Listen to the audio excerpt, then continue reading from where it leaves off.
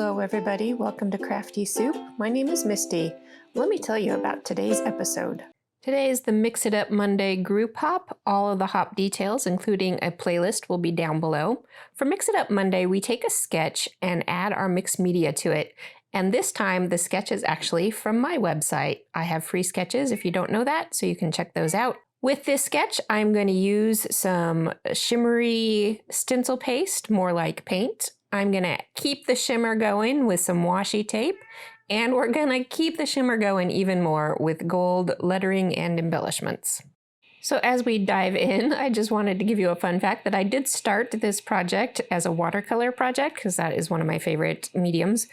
But I had started the project without having the story or photos in mind. And when I went to pick my photos, I decided to go with these, which meant I needed to shift gears because these are from a series that I am doing with these particular stencil pastes. And you may have seen those if you've been around here for a little while, that I am doing this series with these colors. So I am going to have some fun with this stencil paste because it is an opaque paste. That means you can use it on dark cardstock. And I am going to take this sketch and put those angular pathways, pencil them in, and then use paste to kind of paint those shapes onto this dark background. So I started off with making some marks on my paper to draw those angles, and I'll show you the finished sizes that I used later. Even though this is my sketch, I didn't go back and look at what the original sizes were. I'm just coming up with sizes that I think will work for this particular layout and set of photos. And I will go back and redo it because after I got all my marks down, I'm using just a piece of cardstock or 2 pieces of cardstock taped together to draw lines across there. And because the paint is opaque, it will cover up those lines and it won't be a big deal. And luckily you can actually see the pencil lines on the video. I wasn't sure those were going to show up. But here's the problem that I had. I had left a 1/2 inch gap in between each angle, and the only 1/2 inch tape that I have to mask off those gaps was this Spellbinders tape that I usually use for die cutting, but I'm almost out of it.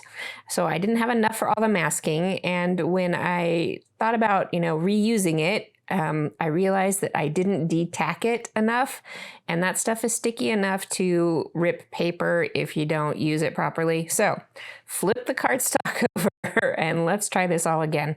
I am going to leave my gaps at 1 inch wide, and I will redo all that measuring and stuff. I will trim down my photos, and then I will come back. So the measurements that I came up with are up there on the screen if you want to pause it and use those particular measurements if you're choosing to do something along these lines. But it did take me a little while to get all the math worked out so that the angles would end up how I wanted them to be. So I'm just circling all of the tick marks that I made, and then I just worked from top tick mark on left and right, drew a straight line across that, moved on to the second tick marks left and right, drew a straight line, and that gave me all of the angles that I needed. And then it was time to mask everything. So I'm putting tape both at the top and the bottom of each angle, and as well as in between each angles, because that ends up being the top and bottom. And I'm using this mint tape from scrapbook.com, which definitely tears paper less, but I did detack it even more just in case, so that I would be safe with my project. And then it was time to pick which colors go where. And then as I was putting my photos down, I realized I wanted that middle angle to be wider on the right-hand side because that's where my title's going to go. So I just rotated my paper around, no big deal. And then after trimming my photos, I decided they will work, and it's time to get messy. So I could have done this with a paintbrush, but I don't really like getting these mediums in my paintbrushes because I don't like washing paintbrushes. So I'm just going to use my fingers. It's easier to wash my hands than it is to wash paintbrushes. Now, I am doing this for the first time. I have never used this as a full-fledged paint. I have used my finger to smear patches of color onto projects before, but this, trying to get an even coat of paint in a particular shape all all the way across I've never done before. So I'm learning as I go, and you're watching me learn as I go about how much of this product I need to use to get a full coverage.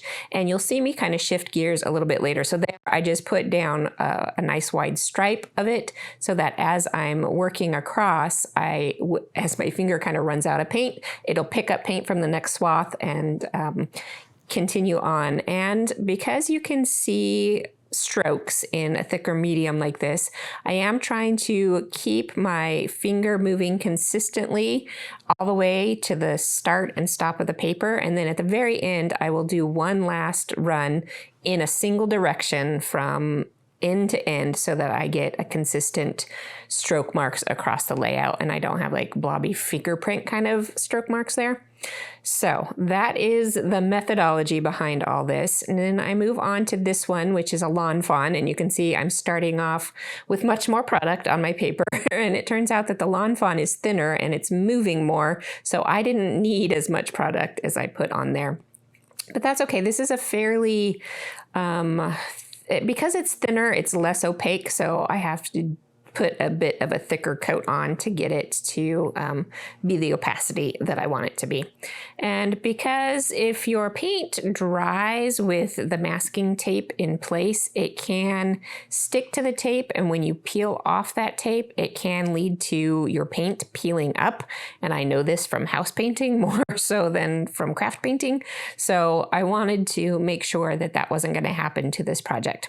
And then here is a blue, a teal version of that same Stencil Butter that I have. And I'll leave you links to these products down below if you're interested in these. And I realized at this point that, start off with more product than you need, and you can swipe off the excess and put it back in the jar. And it really doesn't hurt the product at all as long as you're not mixing it up with other colors. And that made the whole process go just a little bit faster. So I was happier with that. So now I've learned how to use this product a little bit better, and so have you.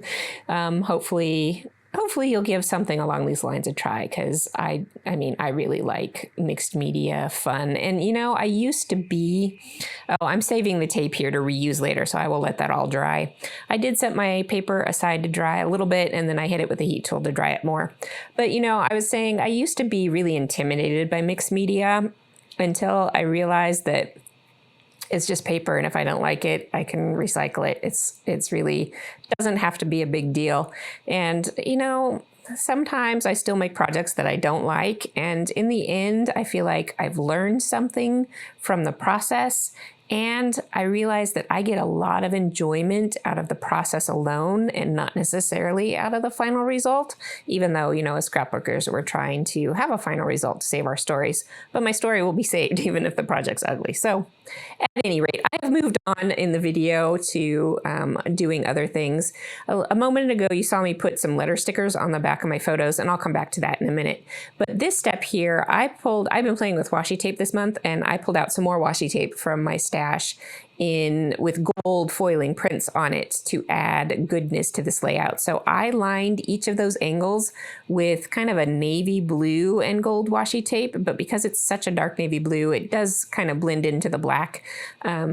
So that works fine for me, because when you tip it in the light, it just catches these glimmers that are magical. And then I put a border around the edge with a white and gold washi tape, because I've been doing a lot of borders on my layouts lately, and so I just felt like it needed that. It's also going to help kind of contain everything, whereas those angles kind of push the eye off the edge of the paper. That border will help kind of catch the eye and contain it. So those were my thoughts when I was doing that. And then I am turning to a gold title, since I used gold washi tape embellishments. And I am putting to use this pink fresh gold that is more on the yellow side. And it's actually not my favorite version of gold because it is so yellow. But it works here. And say hello to my cat. That is Jamie. He actually hasn't been on video in a while. He's been leaving me alone most of the time while I've been scrapping. So it's kind of funny that he joined me today. So here's where I attached those photos to my layout. On the back, I've been reusing old, thicker alphabet letters that I don't have enough to spell anything with as foam squares, basically. So I will attach them to the back of my photo and then put a little liquid glue and then attach that to my project. And using a foam pop up on photos when you're using a very wrinkly mixed media project. That helps keep your photos to stay more tidy and they won't follow the curve of the wrinkles as much. So that was that, and I've already moved on. I wanted to have a mini alphabet for doing subtitles next to the photos, but I didn't have anything in my stash. I thought I did. So I pulled out a new to me alphabet and die set here. This is from Waffle Flower. I will link you up. It's a single stamp that makes uppercase, lowercase, and punctuation. You stamp it and then you use the whole die cut and you die cut out everything at once.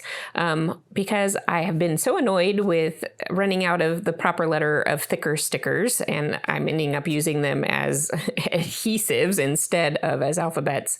I am trying to do more of my own alphabet creation, and so I'm playing with this stamp set. Now, the problem with this stamp set is that you can't easily get all the extra letters that you need. I ran out of vowels, so I'm just restamping a row that has the vowels that I need, and then I will recut those and finish off my subtitles. And I've already done that, and I've used my stamping ink, same stamping ink. This is a Gina K amalgam ink, which works better on glossy surfaces than other inks do, as long as you heat set it.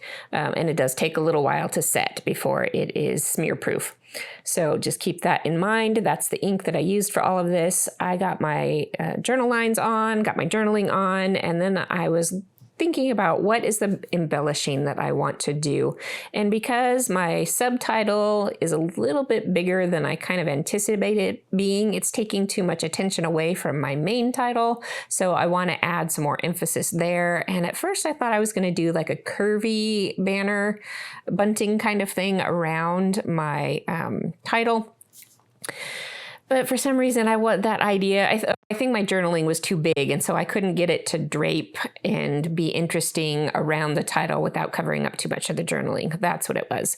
So I went with a straight line of some baker's twine, and then I'm adding these little gold spots that kind of mimic the washi tape that I have around the edge, as well as it reminded me of the lighting that's around mirrors in dressing rooms a lot of the time.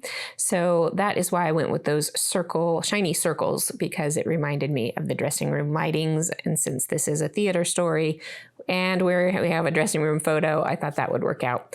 And then every theater story needs some stars, because these kids feel like stars when they're up on stage. So we needed to add in some gold stars.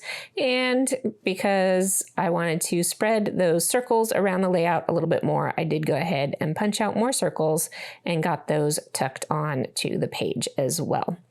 I wish I had left that circle out of the middle of the title, but since I glued it in place, I'm worried that if I try to take it back out, it'll peel up, my mixed media and stuff. So it's going to stay, even though I wouldn't do that there again. And I would have extended that even past the photo too, to kind of help tie in those circles a little bit more to the entire layout. But at any rate, sometimes things aren't perfect, and you'll find that here a lot on my channel. So that is the completed layout for this time around as I glue these last bits into place. I just want to remind you that this is a hop, and I encourage you to go check out all the creators who are playing along and see how they interpret this sketch. It has been so fun to see some of the work that I produce come to life on other people's projects. So I'm really excited to go check out the hop as well. We'll take just a couple of looks at the close-up photos, and I will be back on Friday with a product focus. And this Friday, I am going to be talking about embossing powder techniques. So I do hope you will come back and join me for that on Friday. Until then, have an artful day.